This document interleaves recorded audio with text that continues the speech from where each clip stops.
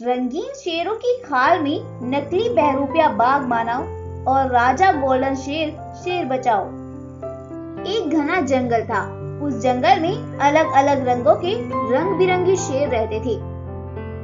वहां पर हर शेर बड़ा ही सुंदर था और उनके जंगल का राजा था एक गोल्डन शेर जो कि बहुत ही ज्यादा ताकतवर था।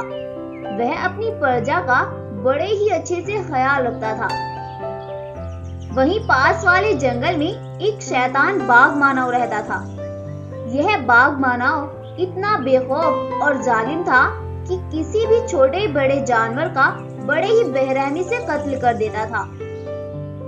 फिर एक दिन ऐसा आया कि उसके जंगल में एक भी जानवर नहीं बचा।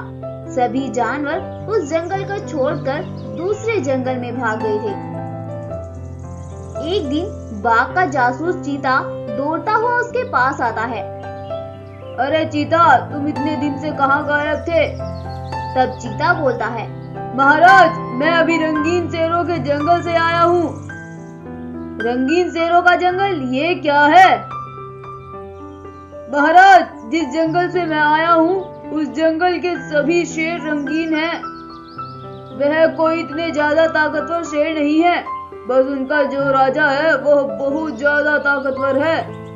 इसका मतलब हम अब उस जंगल के रंगीन शेरों का शिकार करेंगे। हाँ महाराज, अब हमें उन्हीं रंगीन शेरों का शिकार करना चाहिए। तो फिर ठीक है, चलो चलते हैं। और वह दोनों रंगीन शेरों के जंगल की ओर निकल पड़ते हैं।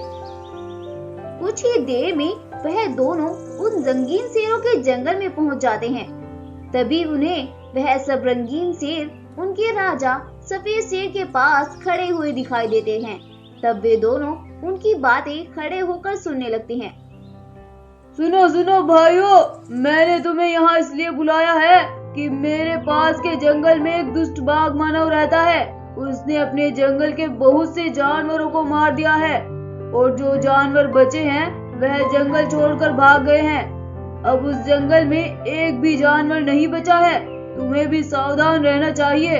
वह दुष्ट बाघ मानव धोखे से तुम्हारा भी शिकार कर सकता है, इसलिए आज से तुम में से कोई भी शिकार करने नहीं जाएगा। सबका भोजन मैं ही ला कर दूंगा। बस मेरी मदद करने के लिए तुम में से किसी एक शेर को मेरे साथ चलना होगा। मगर याद रहे, ये बात सिर्फ तुम सबके और मेरे बीच ही रहनी चाहिए। लेकिन उन्हें तो ये पता ही नहीं था कि उनकी ये सब बातें वही दुष्ट बाघ मानव सुन रहा है। वह बाघ मानव अपने जासूस चीता से कहता है, सुनो चीता, जब यह गोल्डन शेर शिकार करने के लिए जंगल में जाएगा तो हम किसी भी शेर का शिकार कर लेंगे। तब चीता बोलता है, हाँ हाँ महाराज, हम ऐसा ही करेंगे। फिर अगले दिन राजा गोल्डन शेर शिकार के लिए निकलता है और उसके साथ हरे रंग का शेर जाता है। थोड़ी ही देर के बाद वह बाघ मानव और चीता वहां आ जाते हैं। उन्हें एक जगह पर सिर्फ अकेला एक पीले रंग का शेर ही खड़ा दिखाई देता है। वह तुरंत ही उसके पास जाता है और उसका भी शिकार कर लेता है। और फिर उस बाघ मानव के दिमाग में एक आइडिया आता है और वह उस शेर की खाल पहन लेता है। तभी चीता उससे पूछता है, अरे महाराज, आपने इस शेर की खाल क्यों पहनी है? आप इस खाल का क्या करेंगे? अरे चीता, अब मैं रोज इस शेर की खाल में ही शेरों का शिकार करूंगा। इससे हमें कोई भी पहचान नहीं पाएगा और हम रोज एक शेर का तो शिकार कर ही लेंगे। हा हा हा हा हा। अरे महाराज, ये तो बहुत ही अच्छा आइडिया है। अब तो हमें कोई भी नहीं पहचान पाएगा। फिर अगले दिन जब शेर दूसरे जंगल में जाता है, फिर से वह एक और शेर का शिकार कर लेता है और वो दोनों मिलकर उसे बड़े ही मजे से खाते हैं।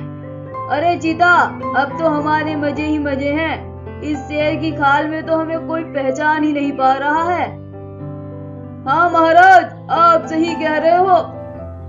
और उधर वह सभी शेर अपने राजा गोल्डन शेर के पास इकट्ठा होते हैं। शेर महाराज, हमारे जंगल में से रोज एक शेर भाई कम हो रहा है। पता नहीं हमारे जंगल में से कौन हमारे शेर भाइयों को गायब कर रहा है। हमें इसका पता लगाना होगा, वरना कुछ दिन में हमारे जंगल में एक भी शेर नहीं बचेगा। तुम सब चिंता मत करो, मैं जल्द ही अपने शेर भाइयों के कातिल का पता लगा कर रहूंगा। उधर वह बाघ मानव अगले दिन फिर से एक शेर का शिकार कर लेता है और बाघ मानव और चीता बड़े ही मजे से उसे खाने लगते हैं। तभी उसे ये सब करता हुआ गोल्डन शेर देख लेता है और वह तुरंत ही उसके पास आता है और उससे बोलता है, अरे पीले शेर, तुम ऐसा क्यों कर रहे हो? तुम सबको भोजन मैं ला कर देता हूँ, फिर भी तुम अपने शेर भाइयों का शिकार कर रहे हो। और ये चीता कौन है? मैंने पहले तो इसे कभी नहीं देखा। वह शेर की खाल में बाघ मानव कुछ भी नहीं बोलता, क्योंकि उसे पता था अगर वह बोलेगा तो उस गोल्डन शेर को पता चल जाएगा कि यह पीला शेर नहीं है। जब वह कुछ नहीं बोलता तो उस गोल्डन शेर को उस पर शक हो जाता है और वह तुरंत ही उस पर हमला करता है और उसे वहीं पर मार डालता है और फिर उस चीते पर वार करता है और उसे भी वहीं पर मार देता है और फिर वह उस बाघ मानव को उस शेर की खाल से बाहर निकाल देता है। फिर वह सभी शेर फिर से खुशी खुशी जंगल में रहने लगते हैं। तो दोस्तों, क्या सीखा आपने इस कहानी से कि एकता से हर मुसीबत का हल निकल सकता है। हमारी आज की स्टोरी अगर आपको इंटरेस्टिंग लगी है तो वीडियो को लाइक करें, शेयर करें और साथ ही हमारे चैनल को सब्सक्राइब भी जरूर कर ले। रंग बदलने वाले 3 जादुई शेर भाई और कातिल बाघ का कहर। एक जंगल में रंग बदलने वाले 3 जादुई शेर भाई रहते थे, जो कि बहुत ही ज्यादा सुंदर थे। एक का नाम था शेरू, दूसरे का नाम था शिम्बा और तीसरे का नाम था बगीरा। वह तीनों भाई बड़े ही अच्छे स्वभाव वाले शेर थे। वह कभी भी किसी भी जानवर को परेशान नहीं करते थे। जंगल के जानवर भी उन शेरों की तारीफ अक्सर ही जंगल में करते रहते थे। अरे वाह, ये कितनी अच्छे शेर हैं, ये कभी भी किसी को भी परेशान नहीं करते हैं। हमारी किस्मत कितनी अच्छी है जो हमें हमारे जंगल में इतने अच्छे शेर मिले हैं। ऐसे शेर मैंने अपनी जिंदगी में पहले कभी नहीं देखे हैं। तब भालू बोलता है, हाँ हाँ बकरी बहन, तुम सही कहती हो। हम बहुत ही खुशनसीब हैं जो हमें इनके जैसे शेर मिले हैं। मैं तो कहता हूँ भगवान सबके जंगलों में ऐसे ही राजा दे। उन जानवरों में एक बाघ भी था जो कि उन तीनों भाइयों से बहुत ही ज्यादा चिढ़ता था। वह खुद ही उस जंगल का राजा बनना चाहता था, लेकिन उन तीनों शेरों के अच्छे स्वभाव की वजह से जंगल के जानवरों ने उसे ही जंगल का राजा बना रखा था। कोई भी जानवर जब उन तीनों भाइयों की तारीफ करता तो उस बाघ को बहुत ज्यादा गुस्सा आता था। वह किसी न किसी तरह उन तीनों भाइयों को मारना चाहता था, लेकिन वह कभी भी सफल नहीं होता था।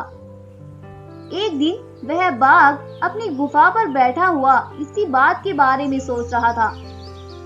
अरे मैं ऐसा क्या करूं जो मैं इन तीनों शेर भाइयों को मारकर इस जंगल का राजा बन जाऊं। वह यही बातें सोच ही रहा था कि अचानक उसे सामने से एक रोशनी नजर आती है। वह तुरंत ही दौड़कर उस रोशनी के पास जाता है और उसके पास पहुंचकर वह देखता है कि उस रोशनी में से एक जादुई बोलने वाला पेड़ बाहर आता है। अरे तुम कौन हो भाई, और तुम यहाँ कैसे आए हो? मैं एक जादुई पेड़ हूँ। मैं बहुत दूर एक जादुई दुनिया से आया हूँ, लेकिन तुम बहुत परेशान लग रहे हो। क्या बात है, मुझे बताओ। क्या पता मैं तुम्हारी कुछ मदद कर सकूं।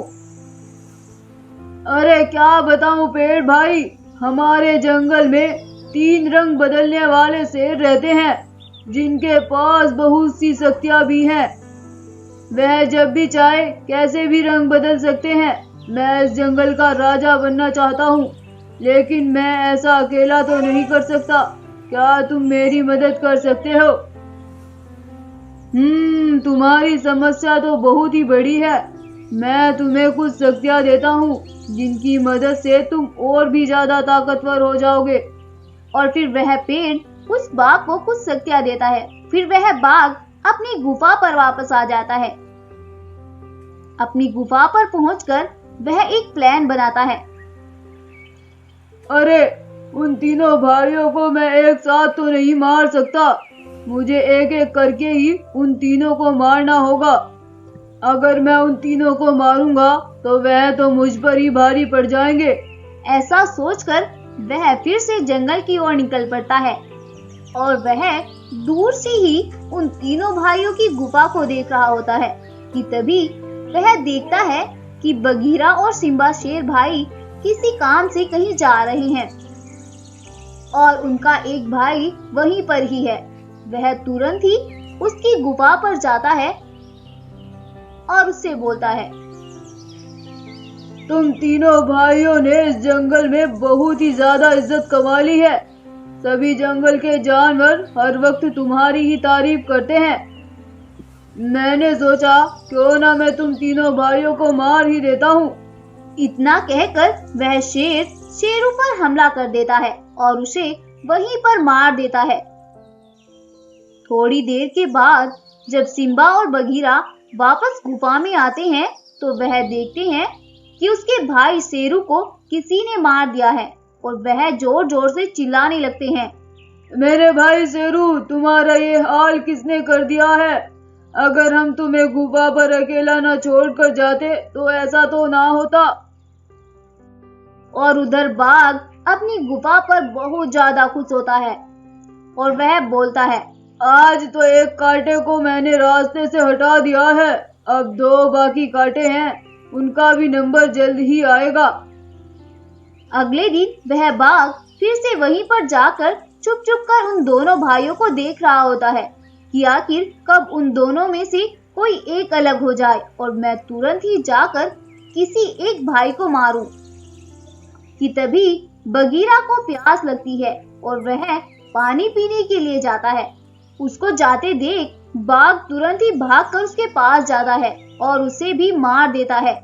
लेकिन अब की बार उसे ये सब करता हुआ एक चीता देख लेता है।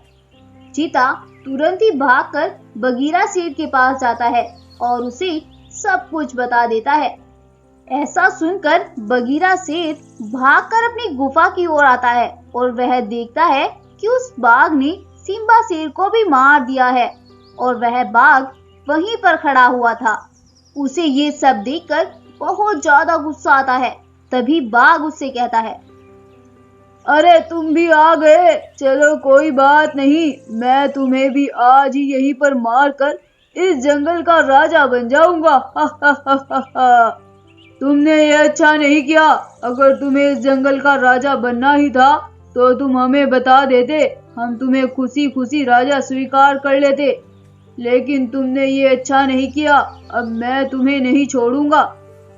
और बगीरा तुरंत ही उस पर हमला कर देता है और बाघ उठने की बहुत कोशिश करता है, लेकिन बगीरा उसे उठने का भी मौका नहीं देता और अंत में वह बाघ वहीं पर मर जाता है। तभी वहां एक रोशनी होती है जिसमें से वही जादुई पेड़ बाहर आता है और वह बगीरा से बोलता है, तुम बहुत अच्छे और नेक हो। इस दुष्ट बाघ को मैंने ही शक्तियां दी थी। मैं यह देखना चाहता था कि तुम तीनों भाइयों में कितना प्यार है, लेकिन तुमने तो अपनी जान की फिक्र ना करके उस बाघ से बदला लेने के लिए तैयार हो गए। तो इसलिए मैं तुम्हारे दोनों भाइयों को दोबारा से जिंदा कर देता हूँ। क्या क्या सच में तुम मेरे दोनों भाइयों को दोबारा से जिंदा करोगे? हाँ हाँ भाई, तुम्हारे दोनों भाइयों को मैं दोबारा से जिंदा कर दूंगा।